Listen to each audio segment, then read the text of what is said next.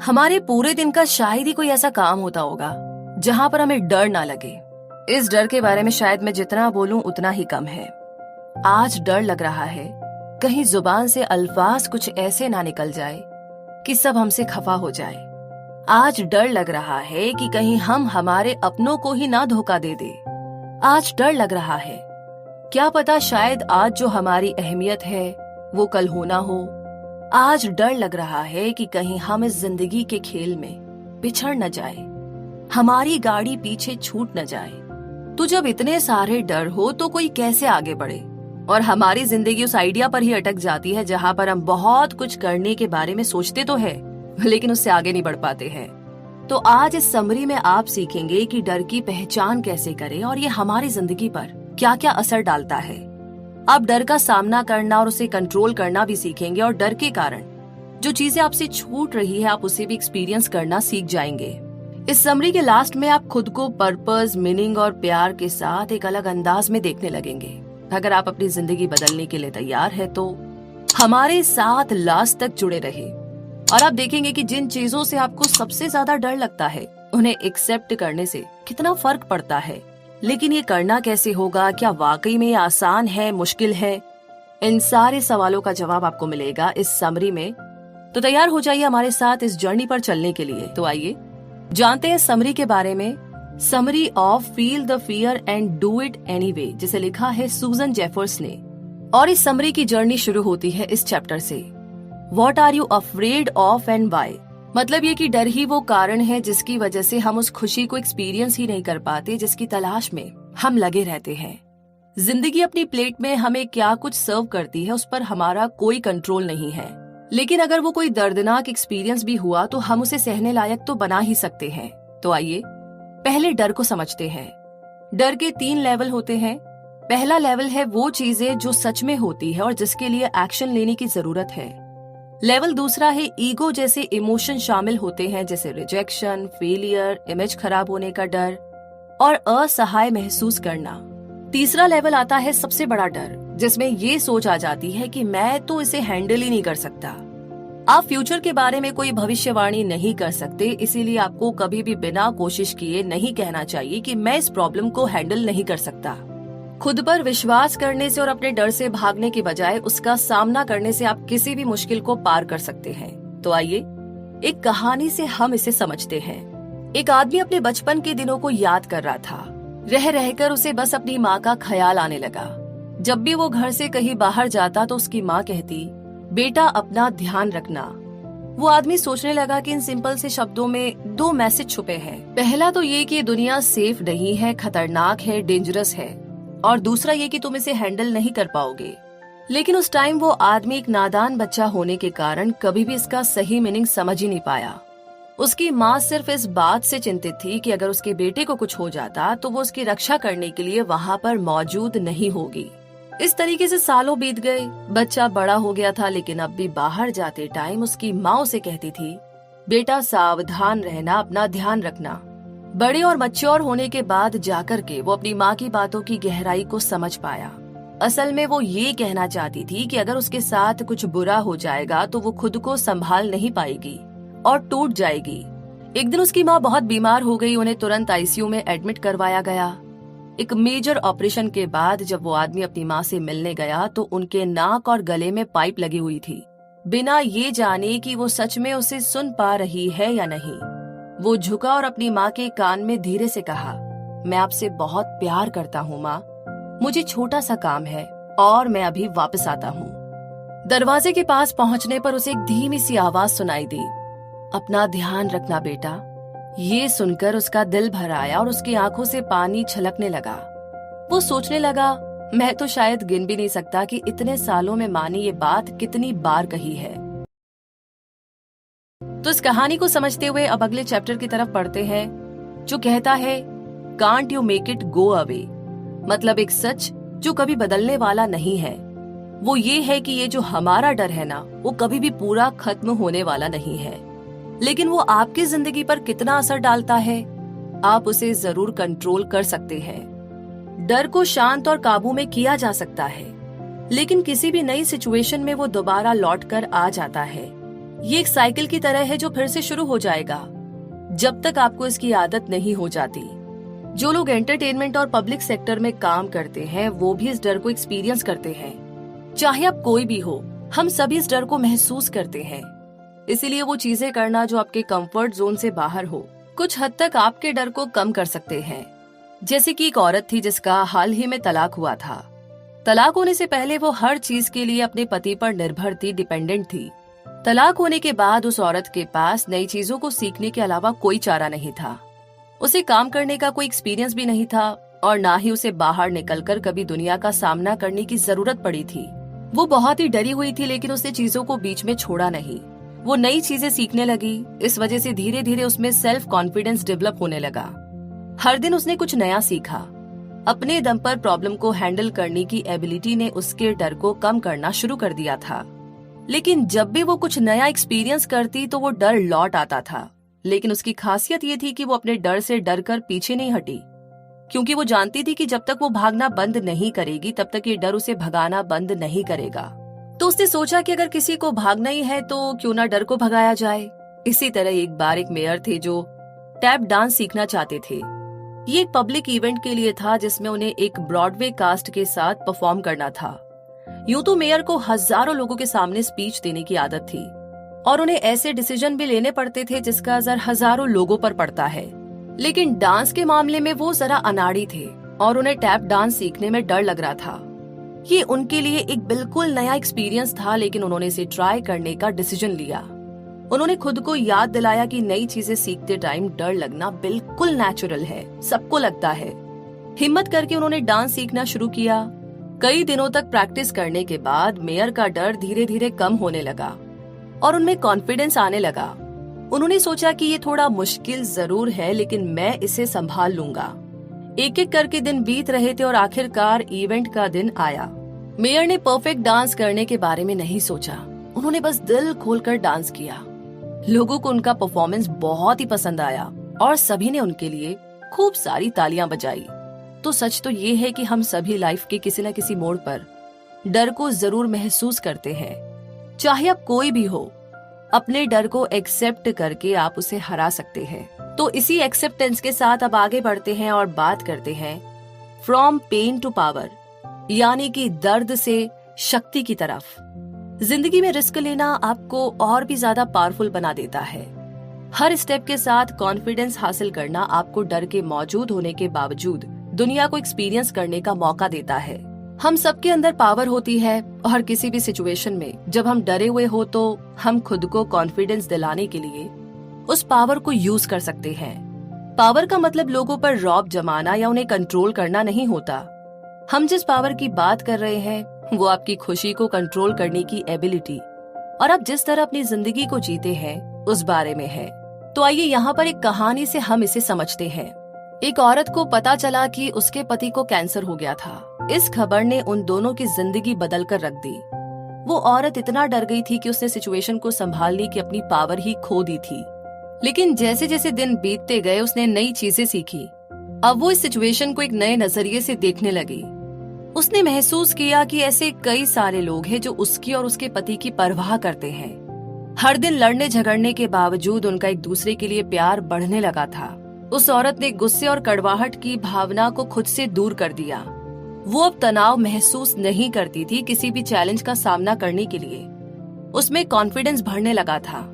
एक एक करके दोनों पति पत्नी ने अपने अंदर की हर नेगेटिव फीलिंग से छुटकारा पाया और अपने अंदर की पावर को खोजा। समय के साथ उस आदमी की सेहत बेहतर होने लगी और इतना ही नहीं, अब वो दोनों साथ मिलकर दूसरे कैंसर पेशेंट्स की मदद करने में लग गए। तो अंत में लास्ट में आपका विल पावर जो है आपकी कमजोरी को हरा देता है। आप जितना ज्यादा प्रॉब्लम का सामना करेंगे आप उतने ज्यादा पावरफुल हो जाते हैं। तो इस कहानी में अपनी अंदर की पावर को कैसे यूज करना है ये जानने के बाद अब बात करते हैं अगले चैप्टर की। वेदर यू वांट इट और नॉट, इट्स योर्स। यानी कि हम में से कई लोग बड़ा होना ही नहीं चाहते।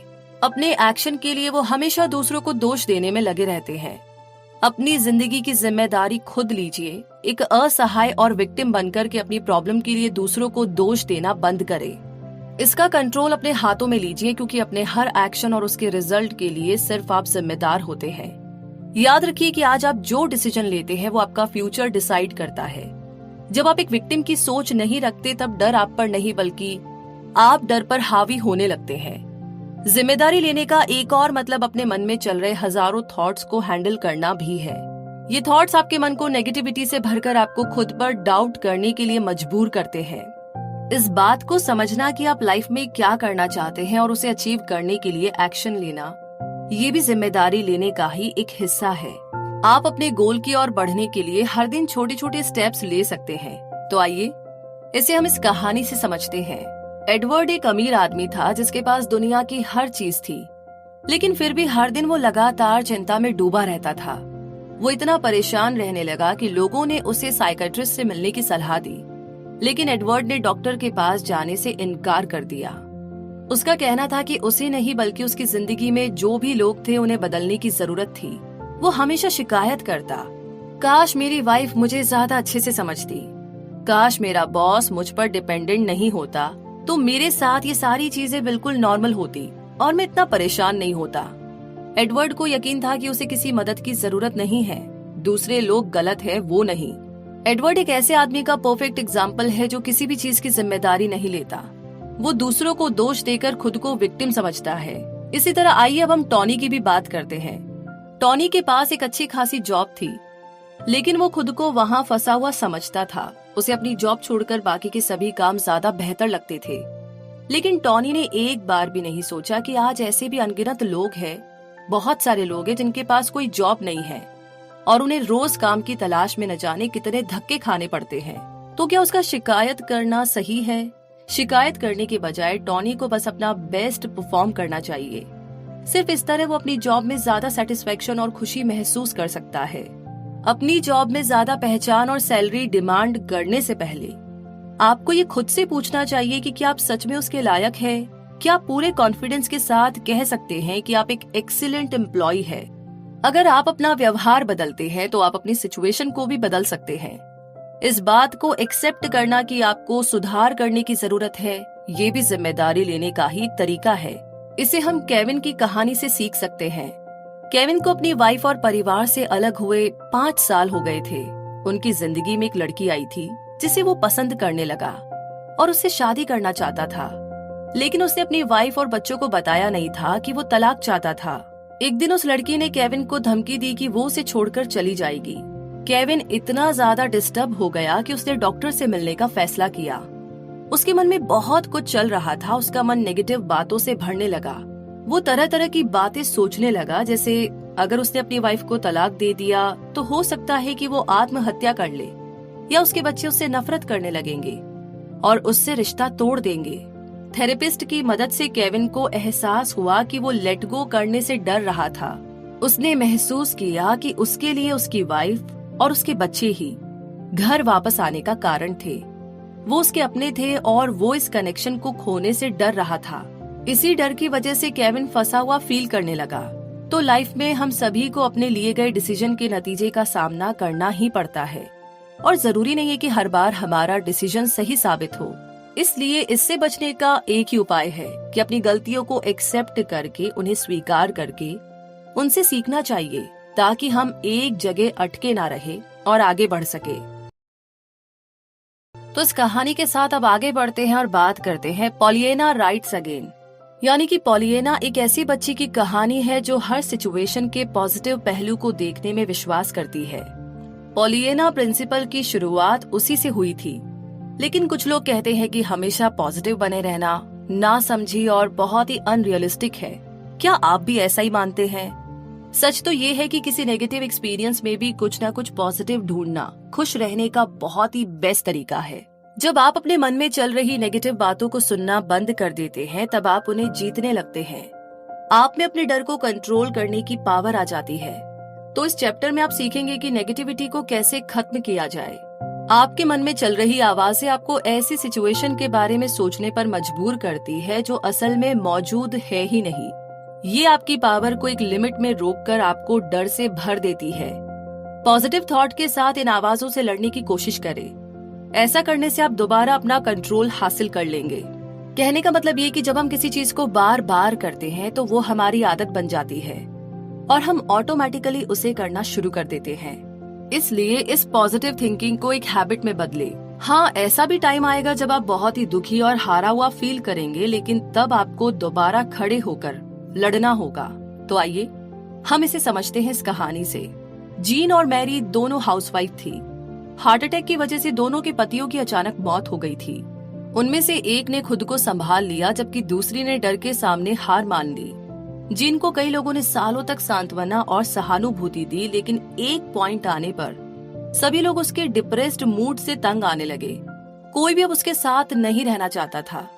जीन सोचने लगी कि अकेले होने के बाद एक औरत को वो सपोर्ट नहीं मिलता जिसकी उसे जरूरत होती है। उसने ये भी मान लिया था कि उसे दोबारा कोई साथी नहीं मिलेगा और उसके पति के जाने के बाद वो कभी भी खुश नहीं रह पाएगी। तो आखिर में यही जीन का सच बन गया, क्योंकि उसका एटीट्यूड और रवैया ही नेगेटिव था।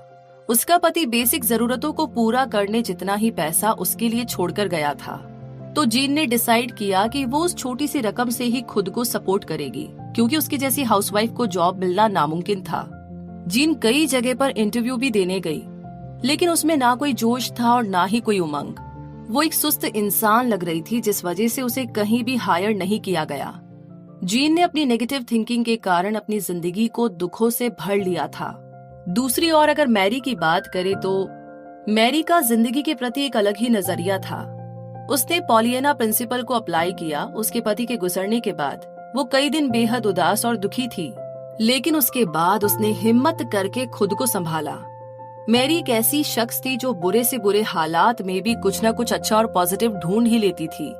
उसके पति ने भी उसके लिए कोई बड़ी दौलत नहीं छोड़ी थी, लेकिन जीन से अलग उसने बाहर जाकर अपने दम पर पैसा कमाने का पक्का इरादा कर लिया था। उसे भी जॉब करने का कोई एक्सपीरियंस नहीं था, लेकिन मैरी ने सोचा कि मुझे कहीं ना कहीं तो जॉब मिल ही जाएगी। तो उसने चंदा इकट्ठा करने वाली एक इवेंट में अपनी मर्जी से नाम लिखवाया। हालांकि चैरिटी का कम था, लेकिन उसे ये काम बहुत ही पसंद आया। इसलिए उसने एक चैरिटी ऑर्गेनाइजेशन में पैसा इकट्ठा करने वाले क्लर्क की पोजीशन के लिए अप्लाई किया। और कमाल की बात तो तब हुई जब उसके पास सिलेक्शन की कॉल आई। मैरी बहुत खुश हुई। उसे इससे पहले कभी भी इतना अच्छा महसूस नहीं हुआ था। वो अब भी अपने पति को बहुत मिस करती थी, लेकिन उसने इस बात को एक्सेप्ट कर लिया था कि जिंदगी कभी रुकती नहीं है, इसीलिए आगे तो बढ़ना ही होगा। जिस तरह एक सिक्के के दो साइड होते हैं, ठीक उसी तरह जिंदगी में हर सिचुएशन के दो पहलू होते हैं। एक पॉजिटिव होता है और दूसरा होता है नेगेटिव। तो मैरी ने पॉजिटिव साइड को देखना चुना, इसीलिए लोग उसके साथ रहना पसंद करते थे। सब उसकी तारीफ करते कि कैसे उसने अपने दुख से बाहर निकलकर खुद को एक ब्रेव और सक्सेसफुल इंसान बना लिया था। मैरी ने एक दुखद घटना में भी हिम्मत नहीं हारी और उसे एक मौके के रूप में देखकर आगे की ओर कदम बढ़ाया। अगर मैरी ने अपने पति को खोया नहीं होता तो शायद वो कभी नहीं जान पाती कि वो अपने दम पर कितना कुछ अचीव कर सकती थी। इसी के साथ आगे बढ़ते हैं और बात करते हैं When they don't want you to grow, यानी जब किसी इंसान के पास एक स्ट्रॉन्ग सपोर्ट सिस्टम होता है तो वो उसे पावरफुल बना देता है। हमारे आसपास ऐसे कई सारे लोग हैं जिन्हें देखकर हमें इंस्पिरेशन और मोटिवेशन मिलती है, जिससे हमारा कॉन्फिडेंस बढ़ता है। जैसे जैसे हम बड़े होते जाते हैं, हम खुद को नेगेटिव लोगों से दूर करने लगते हैं, क्योंकि ये नेगेटिविटी बहुत जल्दी ही हमें अपनी चपेट में ले लेती है और हमें अपनी लाइफ में नेगेटिव एनर्जी बिल्कुल आने नहीं देनी चाहिए। जब कोई इंसान पॉजिटिव एनर्जी से भरा होता है तो वो अपनी लाइफ में पॉजिटिव एनर्जी से भरे लोगों को ही अट्रैक्ट करता है। आपकी एनर्जी जैसी होगी, आप वैसे ही लोगों को अपनी जिंदगी में अट्रैक्ट करते हैं। ऐसे लोगों का साथ चुने जो आपको खुलकर अपनाते हो, आपका कॉन्फिडेंस बढ़ाते हो और गलत होने पर आपको सही रास्ता दिखाने का जज्बा रखते हो। अगर कोई आपके साथ बुरा बर्ताव कर रहा है तो उसे अनदेखा ना करें, बल्कि जल्द से जल्द उसे बात करके सुलझाने की कोशिश करें। जैसे कि डोरिस, ये कॉलेज स्टूडेंट थी और इतनी शर्मीली थी कि हर दिन उसके पति को उसे क्लास तक छोड़ना पड़ता था। उसका पति भी डोरिस के लेक्चर खत्म होने का इंतजार करता, क्योंकि वो जानता था कि वो अकेले होने से बहुत डरती थी।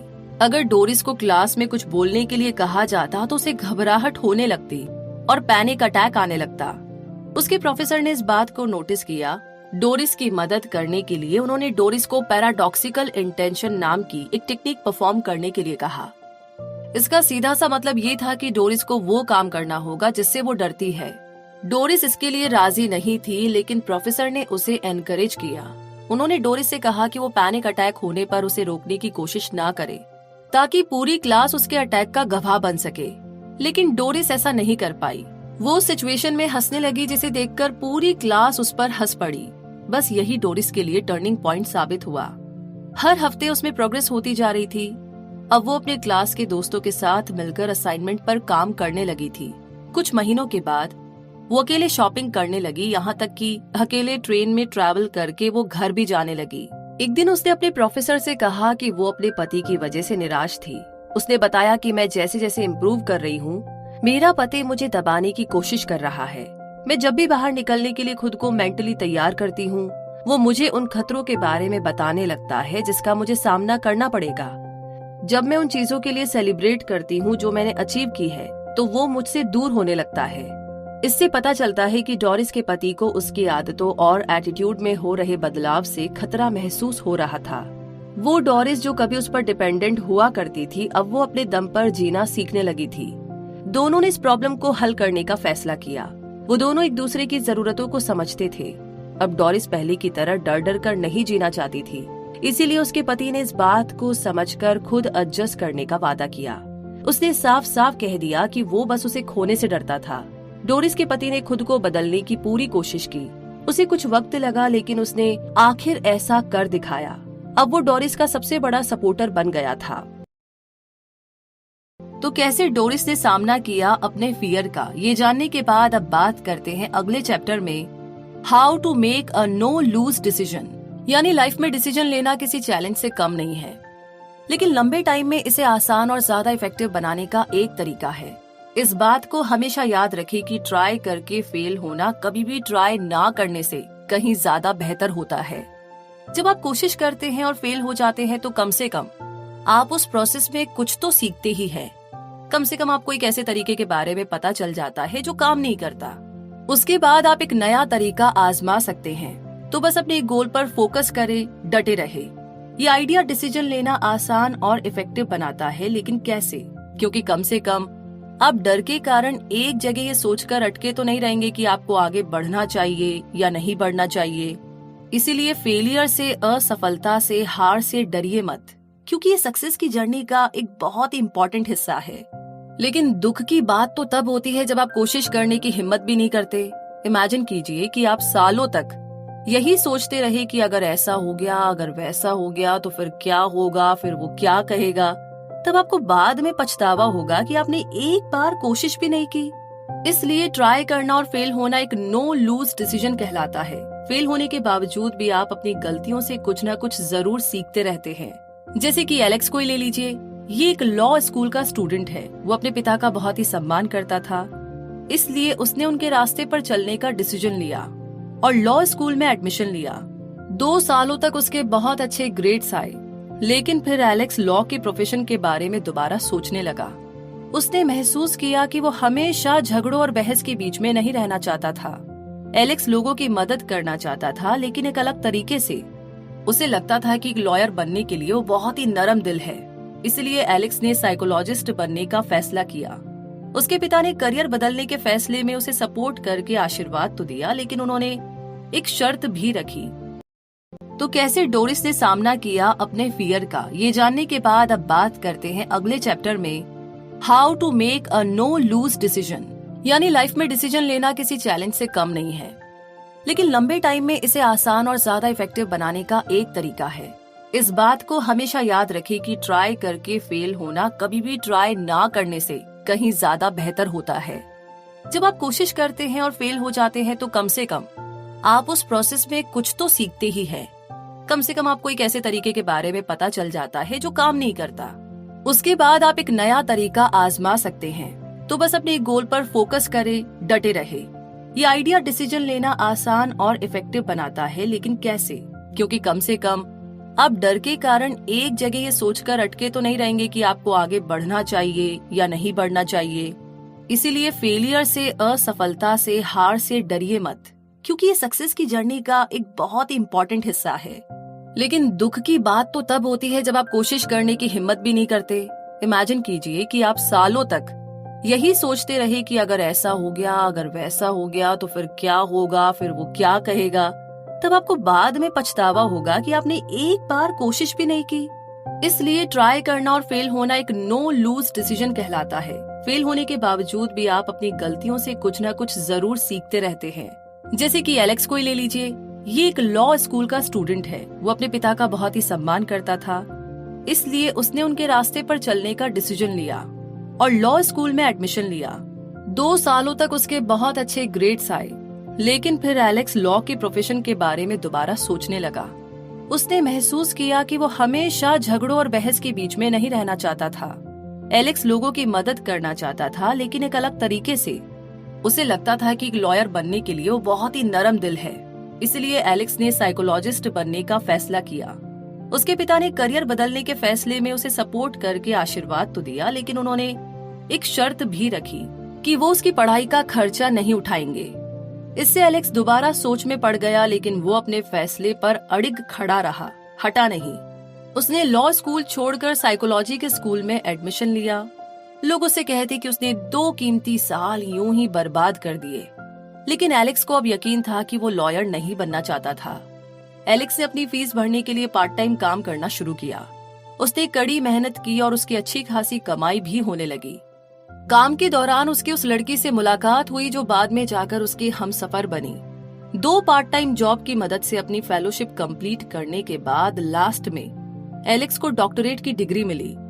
इस बात पर विश्वास बनाए रखिए कि आप जो भी रास्ता चुनते हैं उसमें आने वाले किसी भी चैलेंज को आप हैंडल कर सकते हैं और आप अपना गोल अचीव करने में जरूर सक्सेसफुल होंगे। उस रास्ते में आपको फेलियर का भी सामना करना होगा, लेकिन हिम्मत करके दोबारा उठकर आप एक नया रास्ता आजमा सकते हैं, ट्राई कर सकते हैं।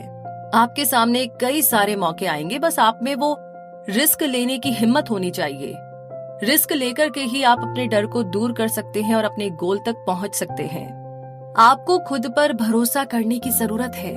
जब भी आपको डर लगे तो खुद से बस इतना कहे, मैं इसे हैंडल कर सकता हूँ। और इसी लाइन के साथ पहुंच गए हैं हम इस समरी के कंक्लूजन तक। तो मुद्दा मामला ऐसा है कि इस समरी में आपने सीखा कि कैसे डर हम पर हावी होकर हमें आगे बढ़ने से रोकता है।